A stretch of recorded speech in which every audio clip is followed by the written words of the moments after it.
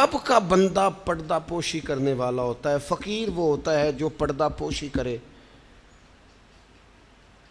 میں آپ کو بتاؤں، نجات کے لیے یہ سیاستہ کی حدیث ہے، ابن ماجہ میں موجود ہے، یہ نجات کے لیے اتنا بڑا سرمایہ ہے اور آسان نسخہ ہے کہ اخروی طور پر کامیابی، یعنی گناہ اور غلطیوں کے باوجود اللہ درگزر کر دے، کامیابی ہو جائے۔ نبی پاک علیہ الصلوۃ والسلام نے فرمایا تو دنیا میں کسی کی پردہ پوشی کر، اللہ قیامت کے دن تیری پردہ پوشی کر دے گا۔ پتہ ہے اس کا معنی کیا ہے؟ عیب کھولے بغیر ہی رب قیامت میں معافی عطا کر دے گا۔ اس سے بڑا سہارا ہے کوئی؟ صرف اتنا کرو، پردے ہی رہنے دو۔ بڑا شوق ہے لوگوں کو ٹو میں پڑھنے کا، جاسوسی کرنے کا، خبر لینے کا۔ اچھا، جو خبر لینی چاہیے وہ نہیں لیتے۔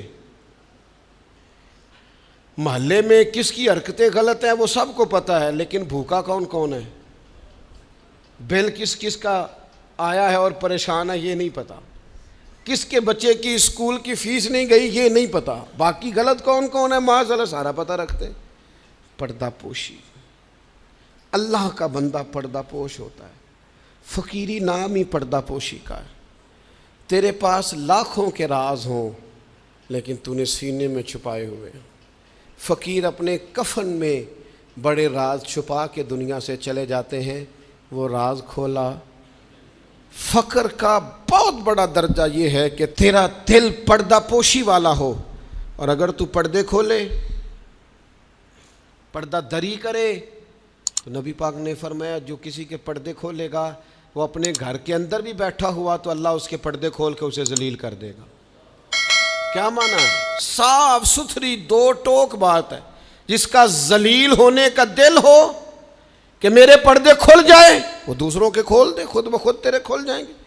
لیکن دوسروں کے بچوں کی باتیں چسکے لے کے کرنا اور پھر کہنا میرے بچے بدنام نہ ہوں، دوسروں کے گھر کی باتیں منہ کھول کے کرنا اور پھر خیال کرنا کہ تیرے بچوں کی کوئی بات نہیں کرے گا۔ او بھائی، اگر چاہتا ہے تیرے پردے قائم رہیں تو پھر تو بھی پردے قائم رکھ۔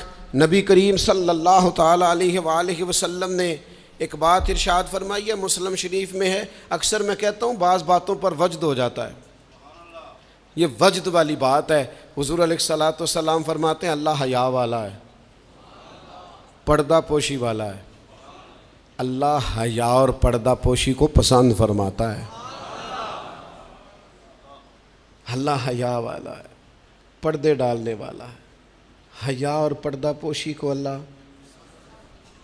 جو رب کا پسندیدہ بننا چاہے ایک تو حیا کرے اور دوسرا پردے ڈالے، اس کا بھی عیب چھپائے، اس کا بھی عیب چھپائے، اس کے بھی عیب چھپائے۔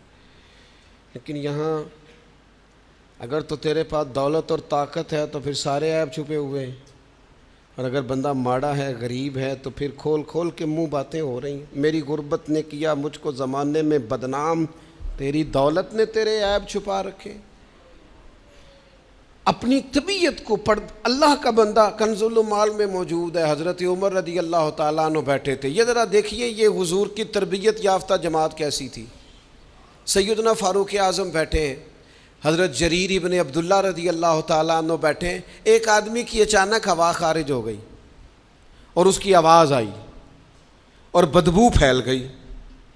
اب یہ چیزیں بعض اوقات انسانی طبیعت کے کنٹرول میں نہیں ہوتی۔ ہمارے ہاں لوگ مذاق اڑاتے ہیں، پھبتیاں کستے ہیں، تانا زنی کرتے ہیں۔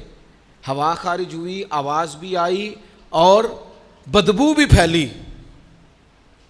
تو حضرت جریر ابن عبداللہ فٹافٹ اٹھ کے کھڑے ہوئے، حضرت عمر سے عرض کرنے لگے حضور ہم سارے جا کے وضو نہ کر رہے ہیں، ایک آدمی کی ہوا خارج ہوئی ہے، وضو ایک کا ٹوٹا ہے۔ حضرت جریر فٹافٹ اٹھ گئے کہ کہیں کسی ایک کی طرف لوگوں کا اشارہ نہ ہو جائے، وہ بندہ شرمندہ ہوگا، پردہ کھلے گا۔ یہ تربیت ہے رسول اللہ کے صحابہ کی۔ اٹھ کے کھڑے ہو کے عرض کی حضور امیر المومنین، چونکہ آپ اس وقت ہمارے اجازت دیں، سارے وضو نہ کر آئے۔ تو وہ بھی تو حضرت عمر تھے نا، فرمانے لگے تو اسلام قبول کرنے سے پہلے بھی سردار تھا قبیلے کا جریر، تو آج بھی سردار ہی ہے۔